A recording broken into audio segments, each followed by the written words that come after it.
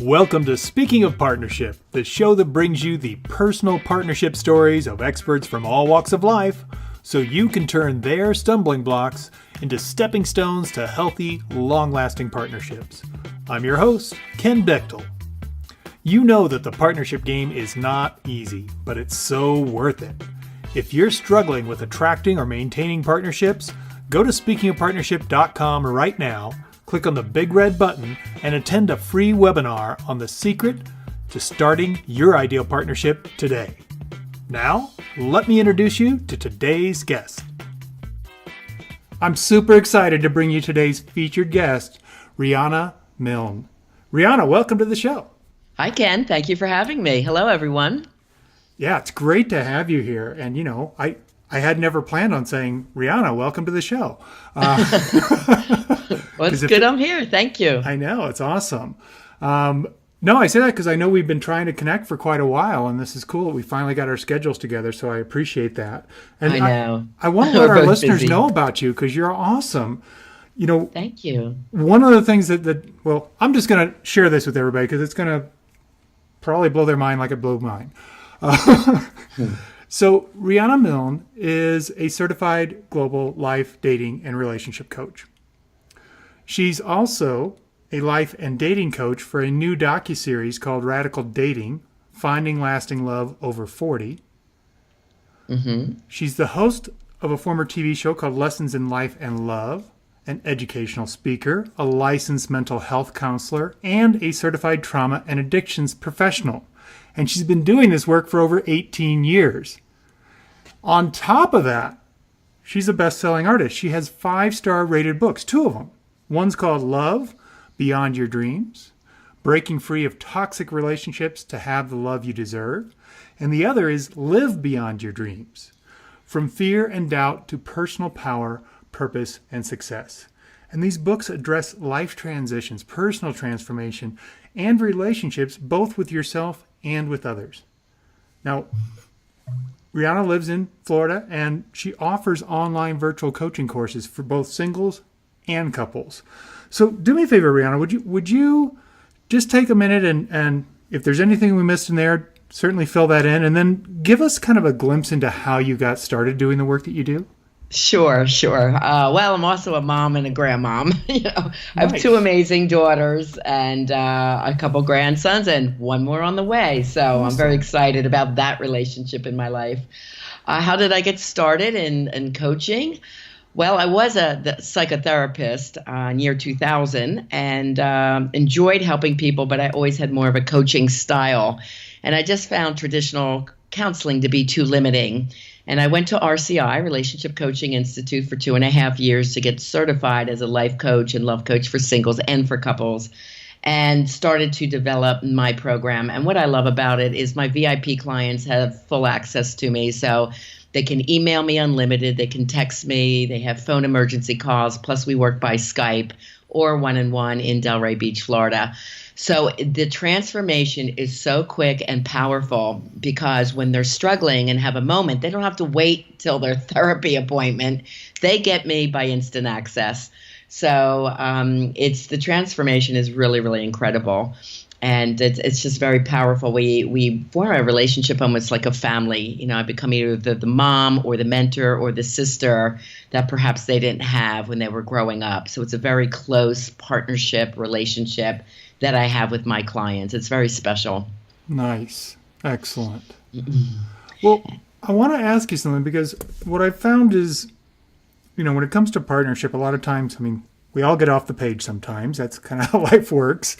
Mm-hmm. And it's good to have what I call a kind of a guiding principle or something that anchors you and brings you back. And I'm wondering, what do you do? What's your kind of anchor or go-to? Maybe it's a quote, maybe it's a mantra, but something that you can come back to when you feel like you're kind of off the page. I have 2 of them. One I developed once I started coaching, and it made a lot of sense to my clients, was you can't change what you don't understand. And I primarily work with people of childhood trauma. And that is when unconscious emotional triggers wreak havoc and sabotage them in life or their love relationships as an adult. And the pain that they experienced as a child was usually pushed down, not addressed, because as a young child, when you're young and innocent, you can't do much about it. Number one, you don't have the mental capacities as a young child to cope with it. So you develop other strategies to survive. And then they become behavioral habits that come out as an adult. So in order to change the toxic patterns that are going on in a love relationship, we have to go back to the beginning and start understanding what happened, why it happened, forgive it, and then move forward.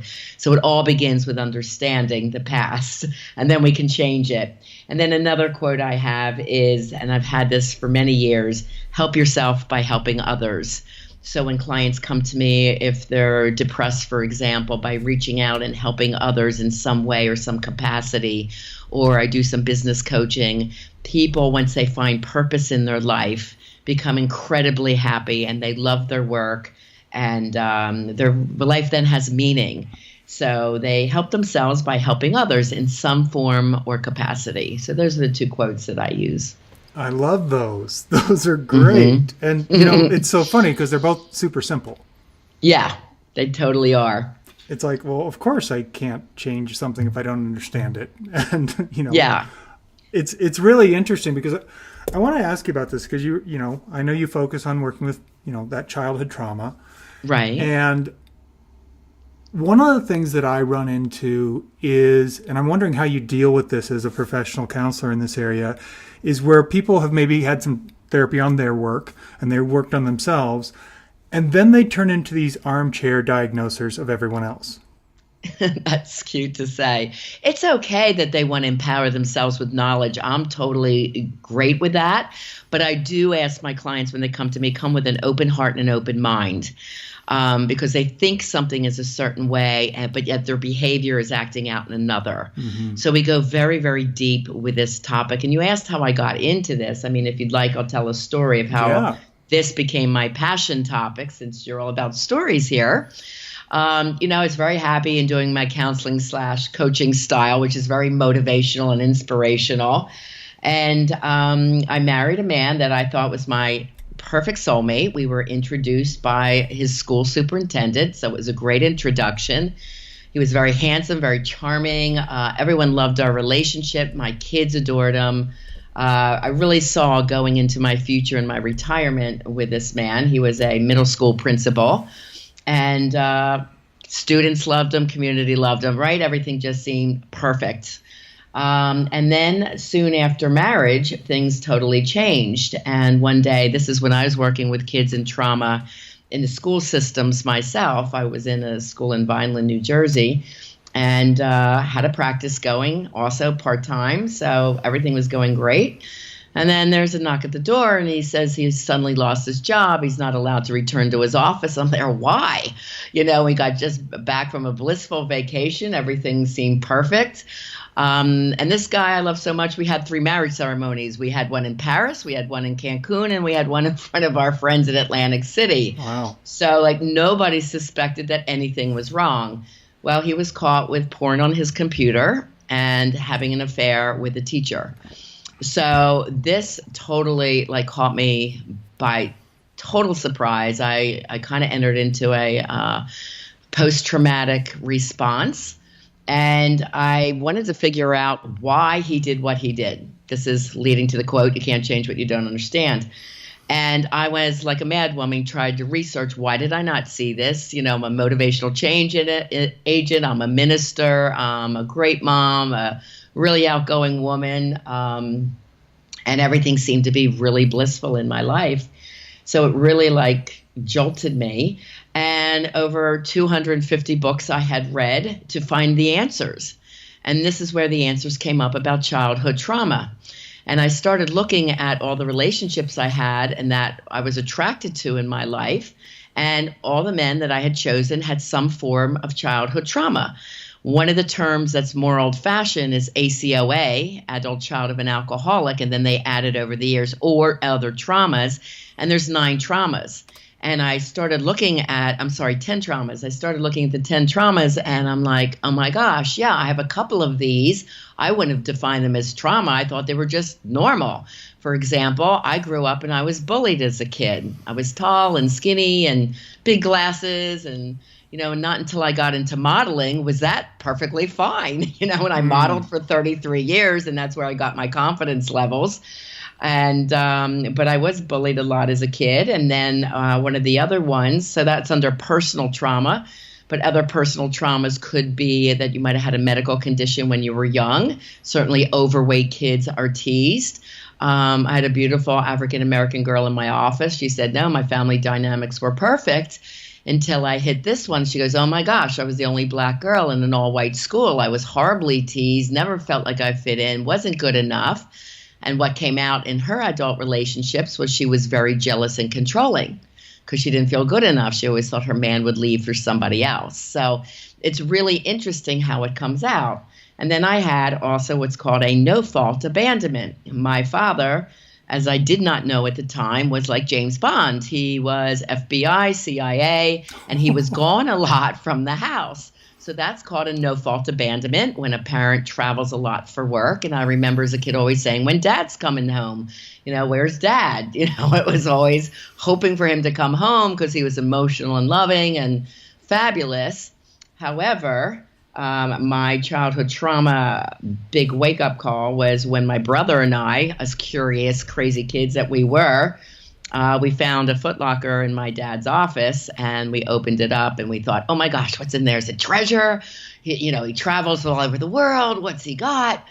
And unfortunately, what we found, which was very traumatic for a little 10-year-old girl, was a trunk full of pornography and love letters and pictures of he and his mistress. So we were sworn to each other to total secrecy because if we told anyone, could split up my parents and our family. And we held that secret for me, it was 18 years until at 28 when my dad passed away. We told our other siblings. And that was the beginning of my childhood trauma. And then I looked at this. I'm like, here I married a man unconsciously who had the same problem as my father. So I dug deeper and I saw that, quote, chemistry. When everyone says, oh, I want to fall in love with you because we have such great chemistry, It's very dangerous because it is pulling you towards the past. And if there was any trauma around your mom or dad from the past, this could be the beginning of a toxic relationship. And that's sad. So, yeah, my husband that I adored had this secret life just like my father did. And, that's what happened. So, but despite it all, I was always very resilient from my own study in spirituality and psychology. And I stood as my own attorney, fought for my annulment, won it. And the judge said, Ms. Milne, in 32 years of being a court judge and marital and family issues, I've only granted this as a second annulment. He goes, but your story is fascinating. See, I had all this research to back up why I deserved the annulment. So it was a marriage that I did get annulled, and then I moved forward. And this became, my passion topic. And then, for me, the floodgates opened. I discovered most of my clients had some form of childhood trauma. And the research from Kaiser Permanente and other groups that studied trauma, because, I went into school as a trauma professional. I'm certified there. Close to 90% nowadays people have traumas. I mean, unfortunately, look at what just happened in Las Vegas, right? Look at what happened recently with Hurricane Irma and Maria and all these people displaced from their homes. These are other traumas. So even if they, the people that survived in Las Vegas from this horrible mass shooting now have trauma response in their system. Their feeling of safety in everyday life. They're going to start looking at life totally different now. Like, how much time do I have? Another trauma I went through, my best friend and college roommate, Corinne, we were together 3 years as roommates. She was murdered by her boyfriend in a domestic violence situation. And, that was a shock and trauma to me. So, as we grow up and go through life, there's these 10 traumas that affect us. And this is my passion because, people are struggling and sabotaging love relationships. They're attracted to the wrong people for the wrong reasons. So it is my passion topic to help educate people around the world. For example, I have a couple clients in Lebanon. They grew up with bombs going off every day in their neighborhood, never knowing if they're going to live the next day. So this trauma response lives in the brain and the body, and over time, your biology becomes your biography. So people that do not get coaching with someone such as myself that is aware of trauma response, and they're making all these mistakes in life and love. They can't focus. They have ongoing anxiety. They have a lot of times depression. My clients totally do a 180, totally switch that around. And, if your listeners are more interested in this, I just did podcasts last weekend on this. I could send them a replay tape if they want to reach out to me at Riana Milne at Gmail. But it's a fascinating topic, and we just never learned about it. Ken, I have a triple master's in psychology. I didn't learn this in my psychology programs or any of my licensure continuing ed. I had to find this information out on my own research. Yeah. Yeah. So this is fascinating, and I have like 143 questions right now, but I'm going to limit them. So I want to clarify one thing, which is, if I heard you correctly, and tell me if I got this right. When you were talking about chemistry, you said what it does is it actually is pulling you towards the past early traumas. Like, that's why it feels familiar and attractive and draws you in. Yes. Let me give an example. Great. The young girl that grows up with a father that's an alcoholic will be attracted to the personality type of the father. So this man will probably have some sort of addiction. Consciously, she would never want to choose someone that has an addiction. Consciously, I would never want to choose the man that had the secret life, cheating and into pornography, right? Same thing. It happened to me. So, the unconscious is extremely strong. It pulls you to your past. Why? For two reasons. One, it's your normal. Yes. Even though it's not healthy, it's what was normal for you. And number two, it wants to fix it. If it fix the pain of the past, then you're healed, quote unquote. Mm-hmm. So the unconscious is a very strong thing. So my programs for coaching for singles and couples has you totally looking at what happened in the past and acknowledging what happened, why it happened, and now looking out to make sure you're not being attracted to someone very similar to your past. Excellent. There's certain questions you ask and so on your dates, and yes. Awesome. Mm-hmm. So this is something that occurred to me that you weren't really saying, but I'm wondering if it's something you've experienced. So I used to, years ago in my past life in the corporate world, I was office mates with a woman who would literally obsess on these major things like the shooting in Vegas. I mean, she couldn't stop reading everything about it and watching it and so on and so forth. Right. And I'm wondering how much our access to constant information about traumas, are we adopting those as our own?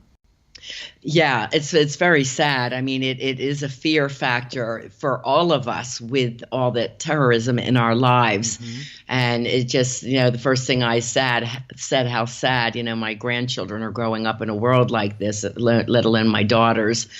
And, it's very scary. Where is our degree of safety? Safety is the number one human need. In Maslow's hierarchy of needs, the number one thing we want is safety. So yes, this is why close to 90% or 9 out of 10 people struggle in life and love. They can't, get around that. So what do my people do to help rebalance all this? Well, there's vitamin therapy. My people that have come to me on anti-anxiety meds and depression meds aren't on them anymore. Mm-hmm. We do things holistically. There's a form of meditation that I teach. My book, Live Behind Your Dreams, is all about the mindset, and it is based in spirituality, but it's the mindset for success and how to get through difficult transitions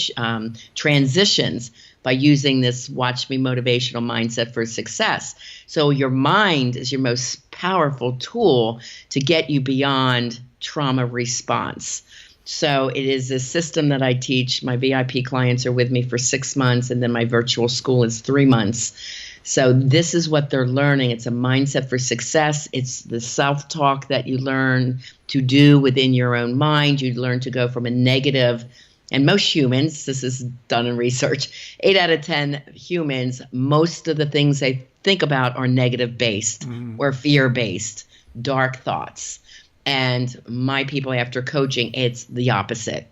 We're always living in the light, more positive thinking.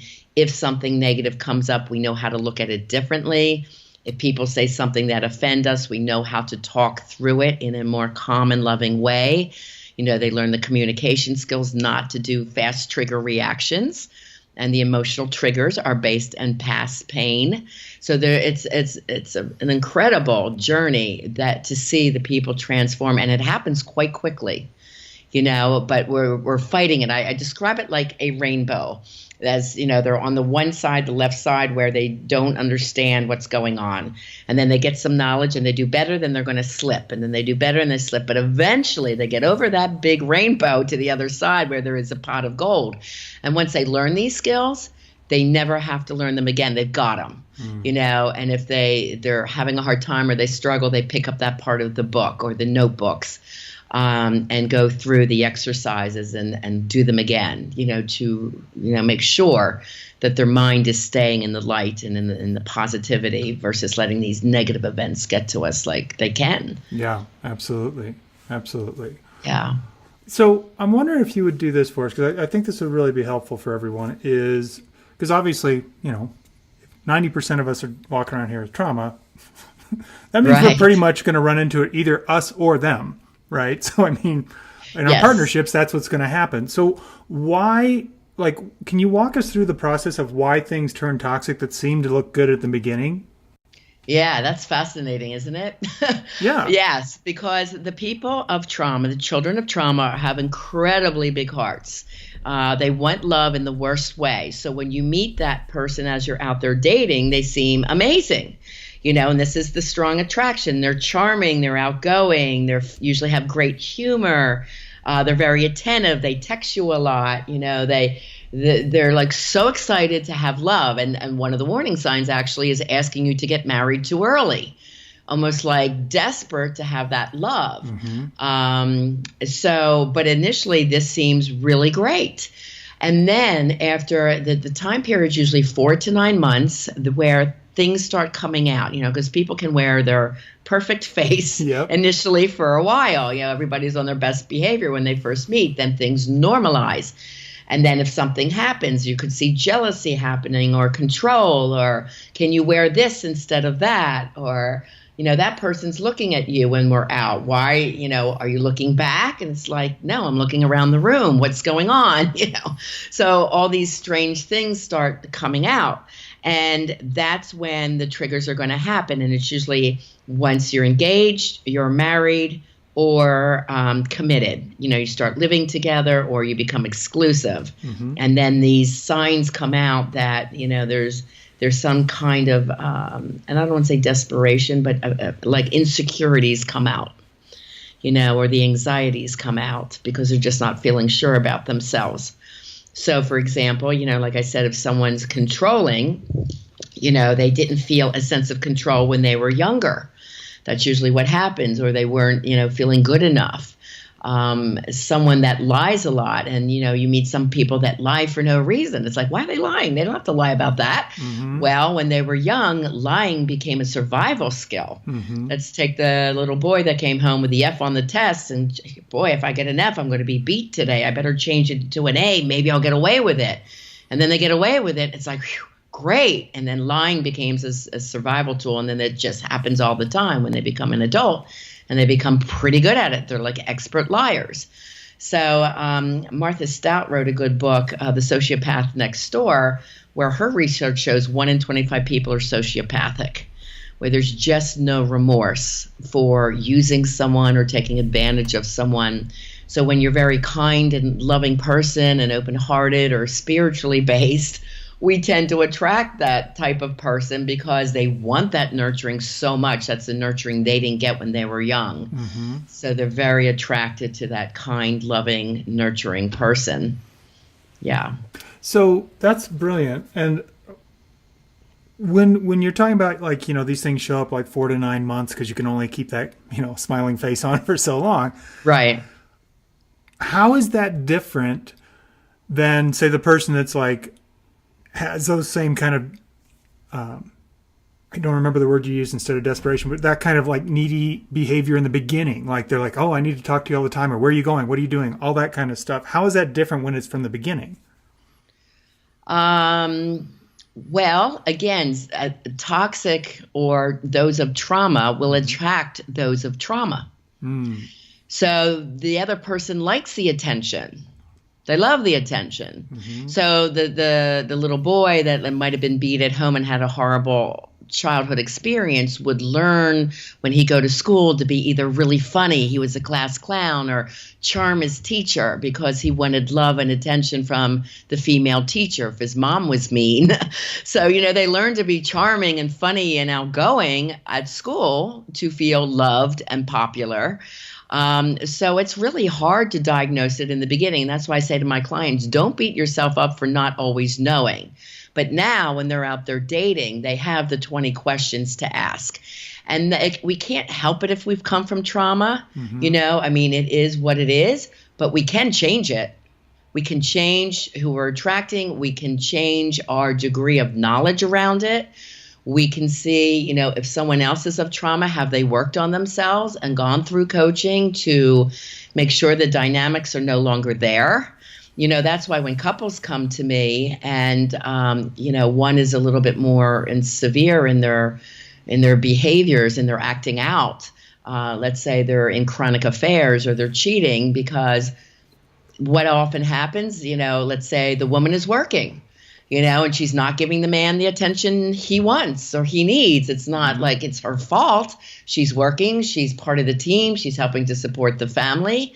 And what's he do if he doesn't feel he has enough attention? Well, he goes online and creates an emotional affair just to get attention, So we have to say, you're doing this because what happened? Well, you grew up with a mom that was absent, or a mom that was alcoholic, or the mom that was working 80 hours, and you crave this attention from a woman. And instead, you're going to have to learn to self-soothe and do something for yourself instead of doing something destructive to your marriage.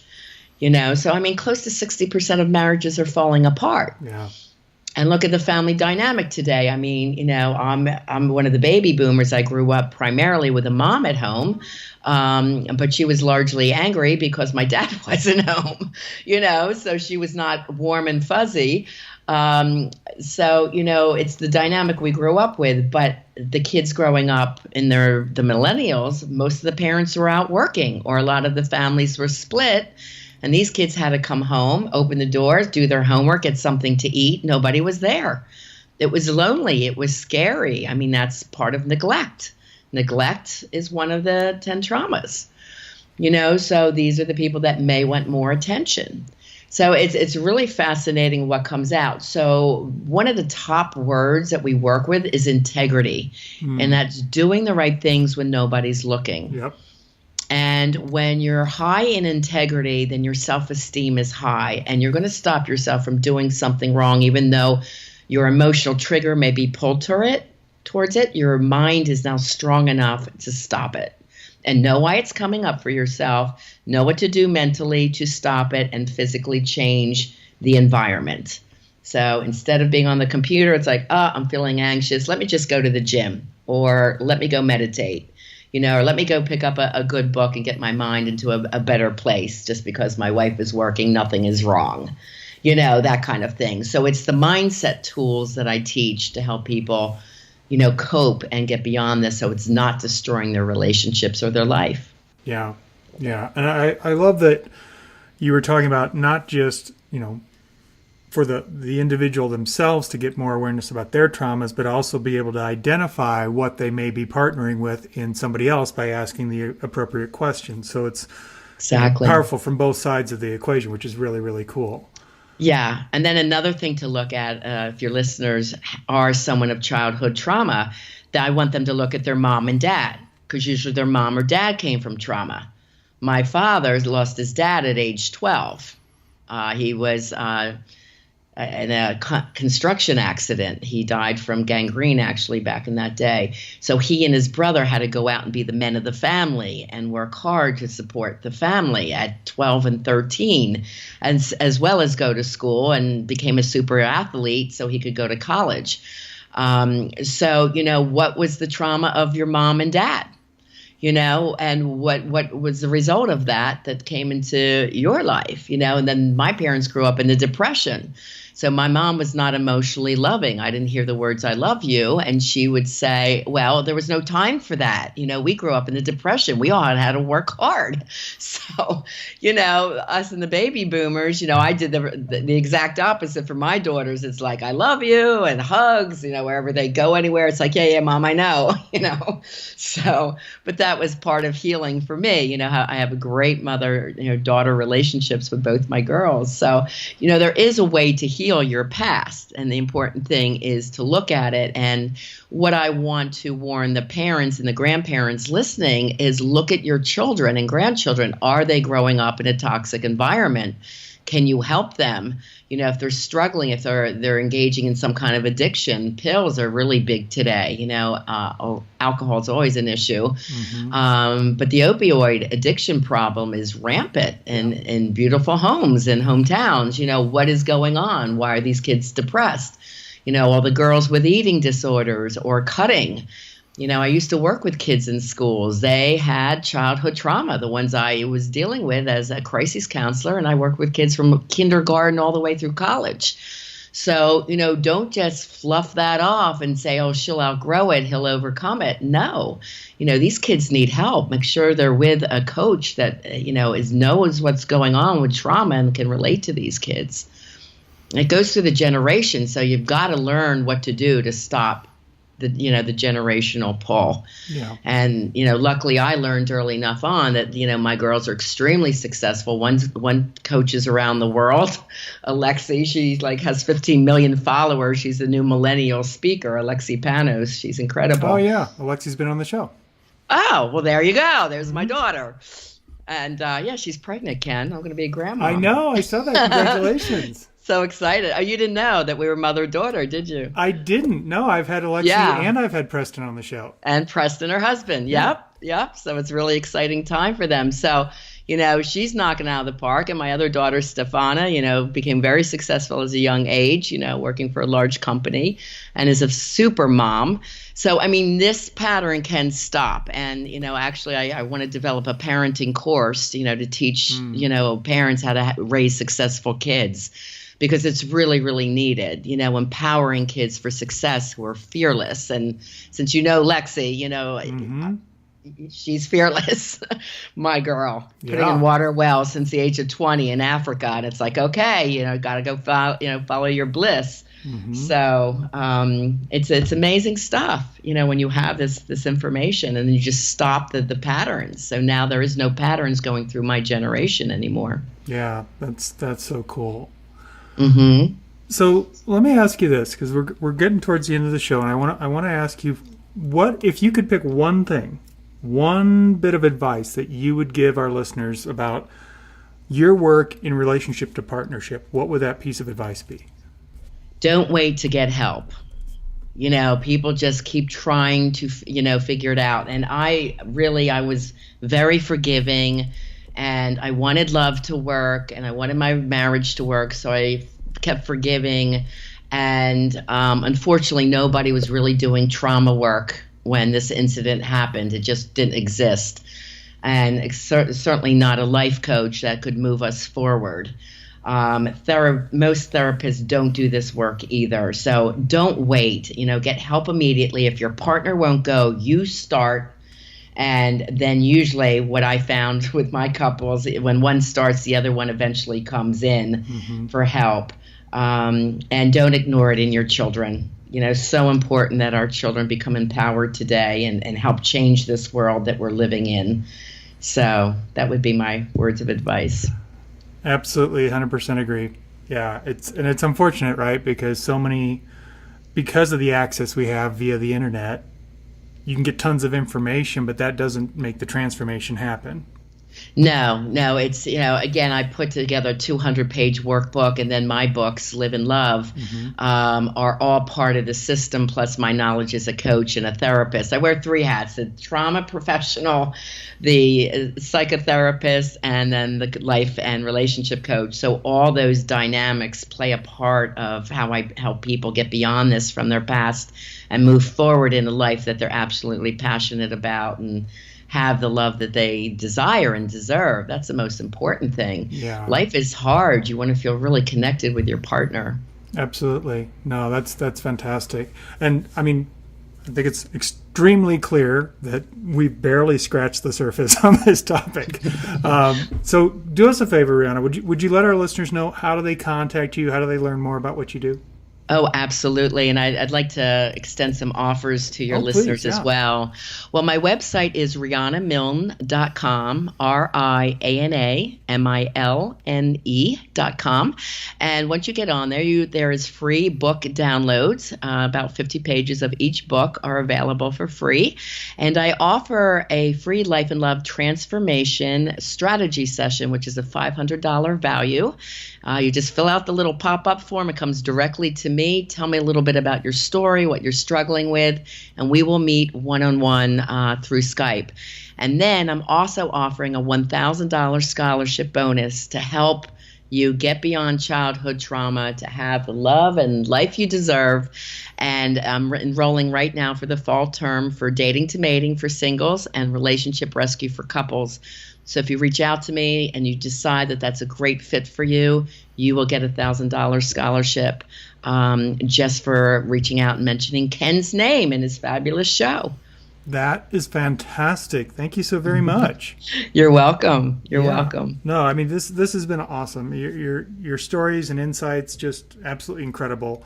I am so glad I was persistent and that we kept digging and finding a way. And I had no idea you were Lexi's mom. Yeah, how about that? Love that. That's so cool. I think I first met her over a year ago.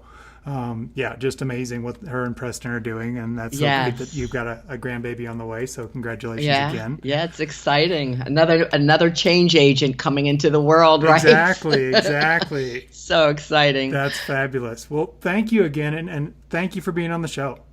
Thank you for having me, Ken. I really appreciate it. My privilege. Goodbye, everyone. Thank you. Thank you for listening to Speaking of Partnership. Head over to speakingofpartnership.com for links and recaps of every show and so much more. Be sure you catch the bonus stories from our guests on Follow Your Yes Friday. It's easy to do. Just go to your favorite podcast directory, search for Speaking of Partnership, and click subscribe. Like what you hear? Leave us a rating and review on Stitcher or iTunes. The greatest compliment you can give the show is to refer us to someone else, either in person or on the web. Have a great day, and remember, even when you stumble, you're still moving forward. Peace.